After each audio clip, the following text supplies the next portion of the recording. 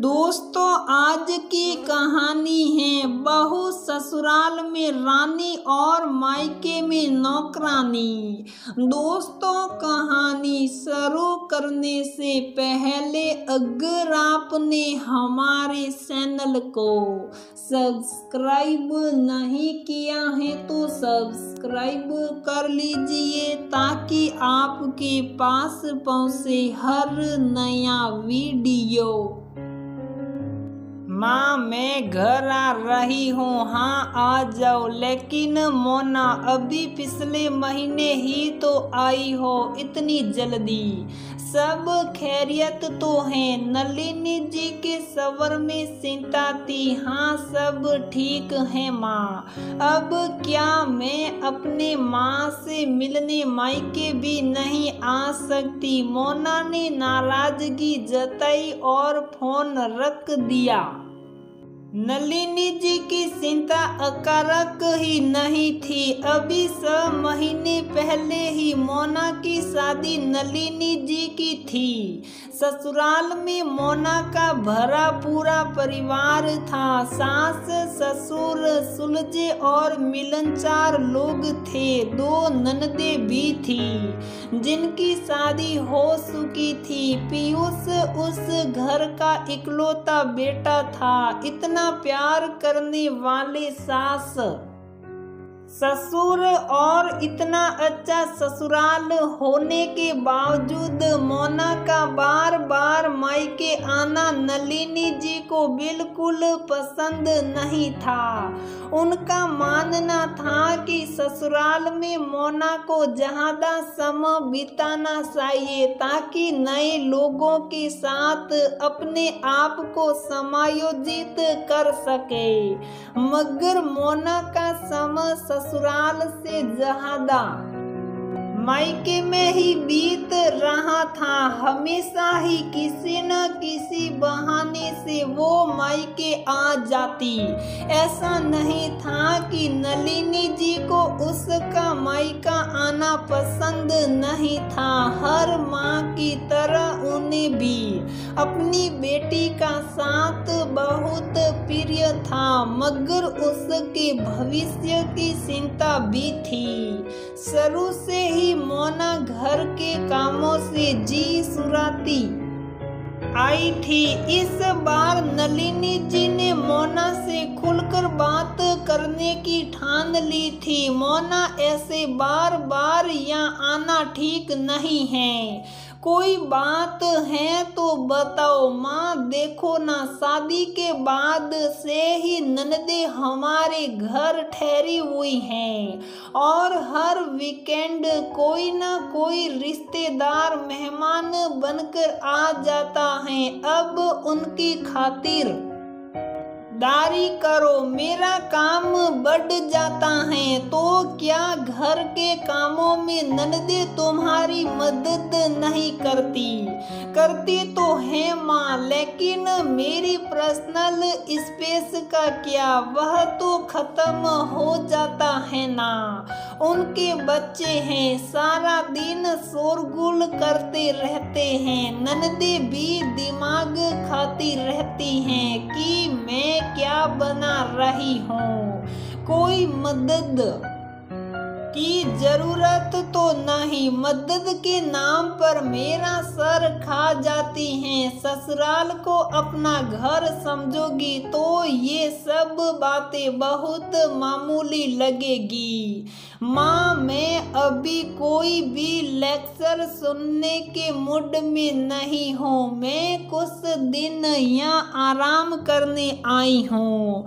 कुछ अच्छा बनना है तो खिलाओ, वरना मैं तो सली सोने कह कर मोना अपने कमरे में चली गई। नलिनी जी रात भर बिस्तर पर करवट बदलती रही। नलिनी जी समझ रही थी कि नई बहू को देखने के लिए शुरुआत में रिश्तेदारों और जान पहचान के लोगों का आना जाना तो लगा ही रहता है।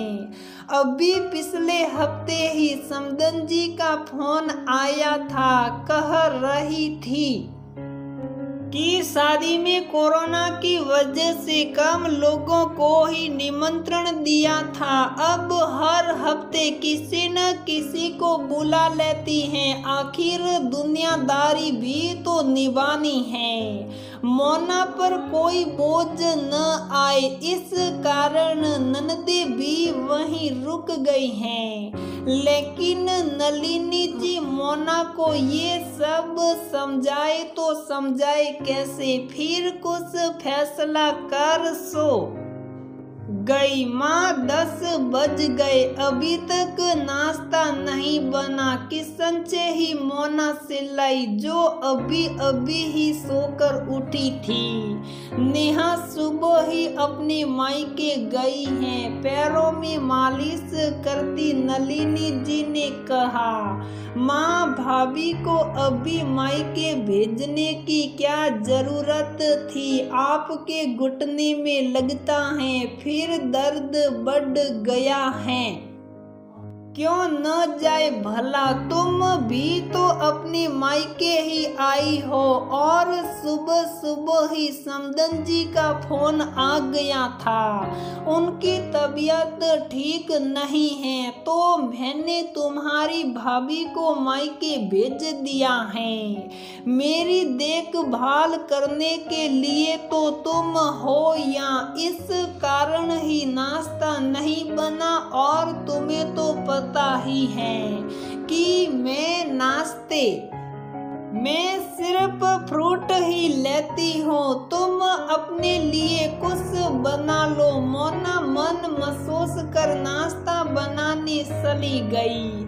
शाम को बड़ी बुआ जी का फोन आ गया कि वह कुछ दिनों के लिए घर आने वाली हैं। मोना को पता चला तो बिफर उठी, अभी आने की क्या जरूरत पड़ गई, उन्हें तो बस अपनी खातिरदारी करानी होती है, खुद से तो एक गिलास पानी भी नहीं पीती वो। मोना तुम्हें ही सब करना है, नेहा भी नहीं है और मैं भी अभी पैरों से लाचार हूँ। अब तो मोना के पास और कोई सहारा नहीं था, घर में तो कोई और था नहीं। अब तो बुआ जी की खातिरदारी उसे ही करनी थी, कहाँ तो वो यहाँ आराम करने आई थी और कहाँ ये सब उसकी सोच के विपरीत हो रहा था। बुआ ने आते ही आदत के मुताबिक अपनी फरमाइशें शुरू कर दी।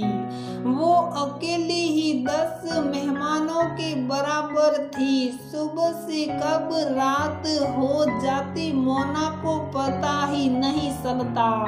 कभी वह मोना से स्पेशल खाना बनवा रही होती तो कभी अपनी बालों में डाई करवा रही होती। मोना कुछ बोलती तो बुआ जी का जवाब आता, कभी नेहा बहू ने तो ना नुकुर नहीं की। शादी के बाद तो ये सारे छोटे मोटे ही काम हैं, अब तो वो भी कहीं की बहू हैं तो उसे भी इस सब की आदत डाल लेनी चाहिए। मोना के लिए अब एक एक दिन काटना मुश्किल हो रहा था। उसे अपने ससुराल वाले दिन याद आने लगे कि कैसे उसकी ननदे मेहमानों के आने पर उसके आगे पीछे घूम घूम कर उससे मदद के लिए पूछती रहती थी, लेकिन उस वक्त उनका मदद के लिए पूछना उसे कतई पसंद नहीं आया था।